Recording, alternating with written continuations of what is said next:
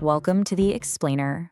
You ever wonder why some habits just click and stick, while others feel like a constant uphill battle? Well, the answer might be way simpler than you think. Today, we're unlocking that final crucial piece of the puzzle from Atomic Habits, the fourth law: make it satisfying. All right, so here's our game plan. We're going to start with the single most important rule for any kind of behavior change. Then we'll get into why our own brains are kind of wired to work against us.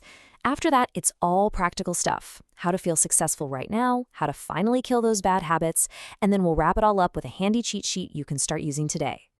So to really get this, we're going to head over to Karachi, Pakistan. It's here that a public health worker stumbled upon a wild discovery. The secret to saving thousands of lives wasn't some new medicine, it was just a better-smelling bar of soap. Okay, picture this. It's the late 90s, and a guy named Stephen Luby is on the ground in Karachi, one of the most crowded cities on the planet. And in the slums, disease was just spreading like wildfire, mostly because of poor sanitation.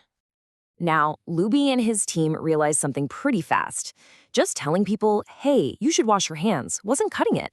Everybody knew they should do it. The problem wasn't a lack of knowledge, it was a lack of a consistent habit. So they tried something completely different. They teamed up with Procter & Gamble and introduced Safeguard soap.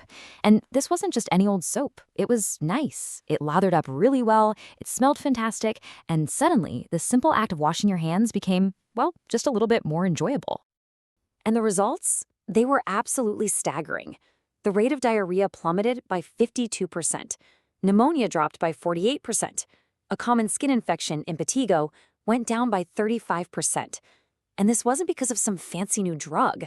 It was all because a simple daily habit finally became satisfying. And this story just perfectly illustrates the core of the fourth law.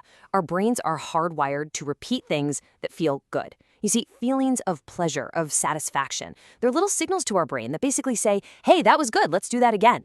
So it all boils down to this one simple, incredibly powerful rule. Positive emotions build habits, negative emotions tear them down. You can think of it like this. The first three laws of habits get you to do something once.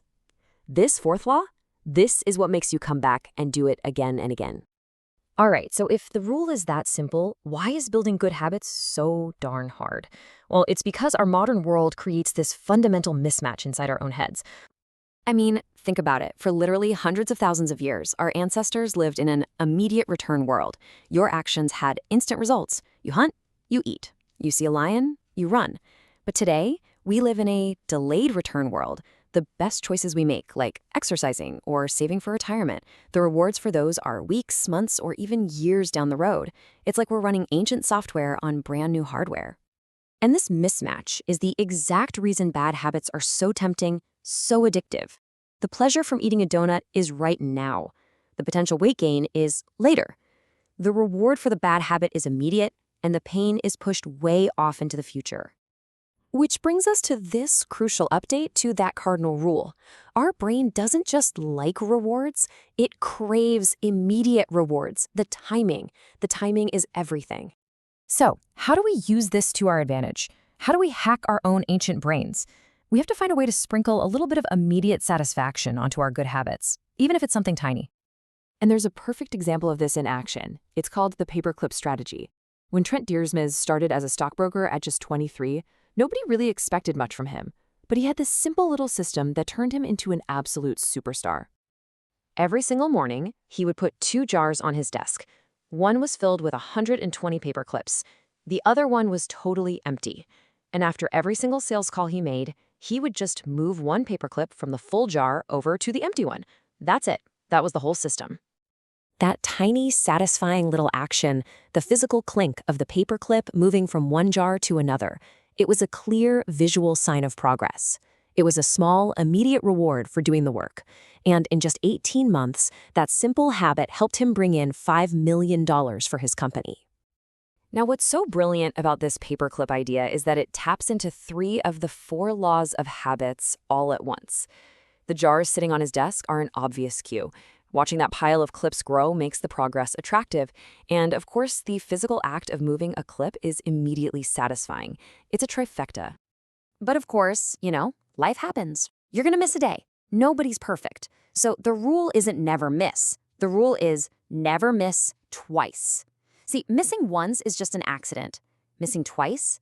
That's the beginning of a whole new bad habit. The secret is just to get right back on the horse.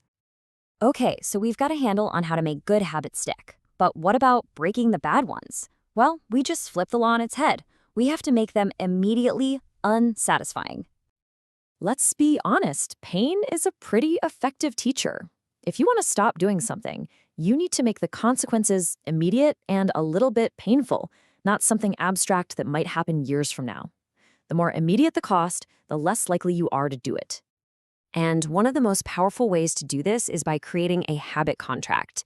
This is basically a formal agreement you make with yourself, and this is the key part, with one or two other people who act as your accountability partners to enforce the rules. For example, entrepreneur Brian Harris used a contract like this to get serious about losing weight. He made a deal with his wife and his personal trainer. If he failed to log all his food for the day, he had to pay his trainer $200. If he skipped weighing himself, his wife got $500 to spend on whatever she wanted. The costs were real, they were immediate, and they were painful. And you know what? It worked. Okay, let's pull all of this together into a quick and easy cheat sheet for how to apply this fourth law. So to build a good habit, here's what you got to do. First, use some kind of habit tracker, like the paper clips, to make your progress satisfying and visible. Second, give yourself a small, immediate reward right after you do the thing. And finally, if you slip up, remember the golden rule, never miss twice. Just get back to it the very next day. And for breaking a bad habit, you just do the opposite. Get an accountability partner to keep you honest. Make it official with a habit contract that has real painful consequences, either socially embarrassing or financially painful. You want to make the cost of that bad habit so immediate that you'll do anything to avoid it. So, as we wrap up, I want to leave you with this question. Just think about one goal you have right now. Could be big, could be small, doesn't matter. What's one tiny, immediate reward you can tack onto it to make the process just a little more satisfying starting today? Because that little feeling of success, that's the thing that's going to bring you back tomorrow.